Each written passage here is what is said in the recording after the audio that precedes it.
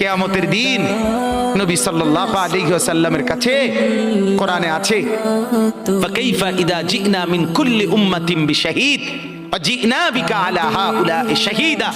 নবীকে বলছে আল্লাহ, বন্ধু আপনার উম্মতের প্রত্যেকের আমলনামা আমি আপনার হাতে দেখাবো, আপনার হাতে,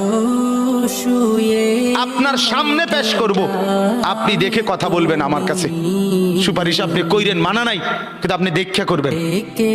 রাসূলুল্লাহ সাল্লাল্লাহু আলাইহি ওয়াসাল্লাম যদি হাসরের ময়দানে এরকম আমলনামা খুলে উল্টায় আর পৃষ্ঠার পর পৃষ্ঠা দেখে ফজর নাই, জোহর নাই, আসর নাই, মাগরিব নাই, ঈশা নাই, শনিবার রবিবার, মদ জুয়া, অবৈধ উপার্জন, গান বাদ্য, নাটক, সিনেমা, জিনা, ব্যভিচার, বেহায়া, বেপর্দা সব উল্টায়। আল্লাহর নবী সাল্লাল্লাহু আলাইহি সাল্লাম তখন বলবে, উম্মত কি এটা? উম্মত আমার 23 বছরের এত চোখের পানির কথা একবারও মনে হয় নাই, কি আনছো এটা আমারে?